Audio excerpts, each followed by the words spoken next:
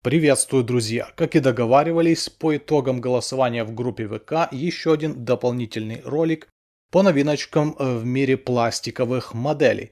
Кстати, если хотите такую же футболочку, как у меня, или похожую, то могу вам отправить. Доставка по Украине и на территорию РФ тоже возможна. Все необходимые контакты по ссылочкам под этим видео. Обращайтесь. Ну что ж, а сейчас несколько слов о новом каталоге от компании ICM, который совсем недавно вышел и который мы стримили в прямом эфире, так сказать, после его релиза. Что можно отметить по поводу самого каталога? Это то, что на титульной странице в прошлом году была размещена модель Mercedes-Benz. В этом году титулка без какой-либо модели, просто выполнена в таком дизайнерском дизайне с элементами дизайна. Ну что ж, это не суть так важно, а вот что примечательно, в прошлогоднем каталоге в содержании было указано, в каком квартале выйдет какая модель. То бишь, например, если FSM 36, который я уже успел собрать на канале, был анонсированный на четвертый квартал 2020 года, то в четвертом квартале я его ждал и получил. А в каталоге на 2021 год каких-то конкретных дат на релиз той или иной модели нету. Ну что ж, разработчиков можно понять. Ведь в нынешних условиях обстоятельства меняются довольно резко и не всегда получается в нужные сроки выполнить тот или иной продукт. И третий интересный момент касательно самого каталога – это то, что под некоторыми моделями теперь имеется текстовое сопровождение с краткой исторической справкой. Что ж, можно почитать, кому интересно. Хорошо, хватит трындеть о каталоге, теперь давайте перейдем к самим моделям, которые были заанонсированы на 2К21 год.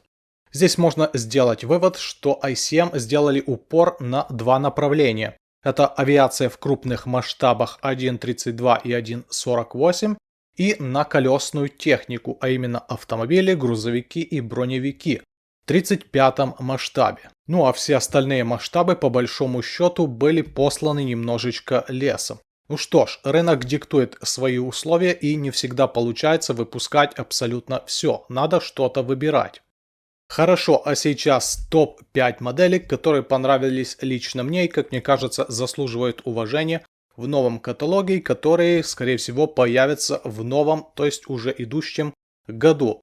Пятое место – это модель французского автомобиля, джипа и тягача артиллерийских орудий Lafley V15T. Довольно прикольная машинка с необычной внешностью.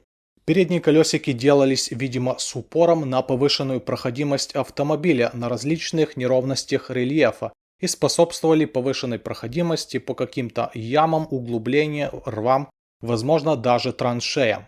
Что интересно же, такой же автомобиль существовал в версии шестиколесной и, что еще более интересно, в версии противотанковой самоходки, то бишь в кузове располагалась 47-мм противотанковая пушечка. Ну и также существовали довольно любопытные броневички на шасси этих автомобильчиков.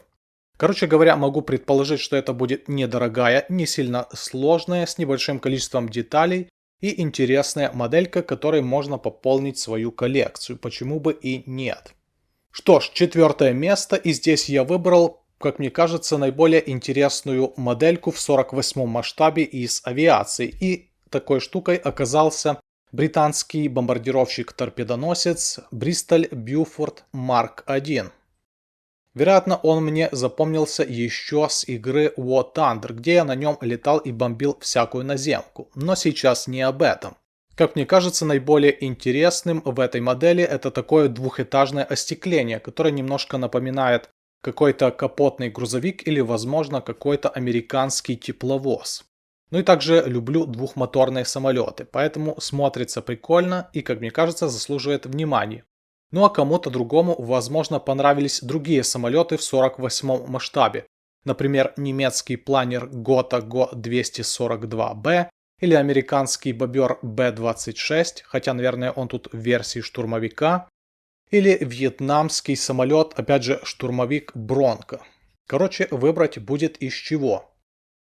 И третье место. Здесь, как мне кажется, его заслуживает старый добрый КАМАЗик. Айсемовцы уже выпускали КАМАЗ-4310, но в версии бортового грузовика. Сейчас он появился в версии с кунгом. Что ж, мне кажется, жаль, что он не появился гораздо раньше на рынке, но лучше позже, чем никогда. И думаю, он найдет своего покупателя. И вполне возможно, что кому-то из вас понравился не КАМАЗ, а какой-то другой грузовичок. Например, британский Leyland Retriever или американский Chevrolet G506 Jamie. Но мне лично КАМАЗ классический более нравится из представленных новинок грузовиков. Окей, наконец-то топ-2 место из сегодняшнего каталога и анонсированных новинок на 2021 год. Это единственная, по сути, полноценная новинка в 35-м масштабе из бронетехники. А именно самоходка Marder. Немецкая самоходка Marder на шасси французского трофейного легкого пехотного танка F736 и вооружена немецкой пушкой ПАК-40.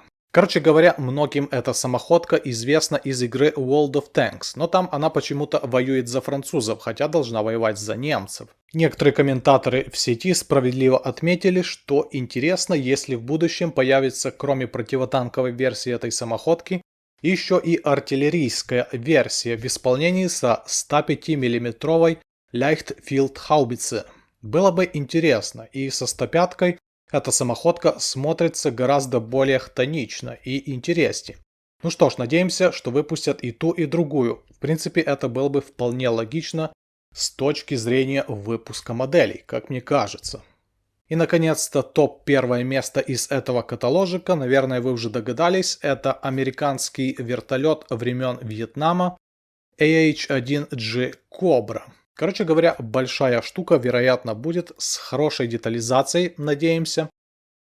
Ну, по крайней мере, визуально на картинке эта модель смотрится очень сочно. Надеемся, так и будет вживую. Посмотрим, сколько она будет стоить, что из себя будут представлять литники. И, возможно, прикупим себе да соберем, почему бы и нет. Хотел было подводить итоги, но нет, еще есть приз зрительских симпатий. И это модель туалета типа сортир.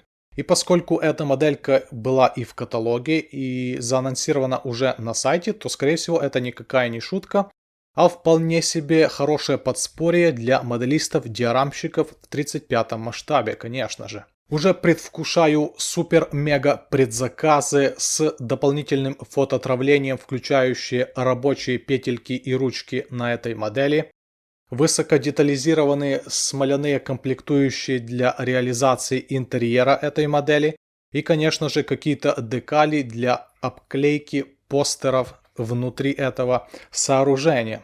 А вот смотровой прибор в форме сердечка для стрелка, судя по всему, придется дорабатывать самому. Что ж, такой вот топ-5 моделей, которые мне показались интересными из новых моделей, которые будут в 2021 году выпущены. Лично мне не хватило каких-то еще танков или самоходок в 35-м масштабе. Ну а так, в целом, есть что интересненькое пособирать из этих моделей. Окей, это было лично мое мнение. Возможно, разработчики будут что-то еще менять или добавлять по ходу выпуска. Можем им пожелать удачи, ну а нам хороших моделей. Спасибо вам за просмотр, удачи, пока.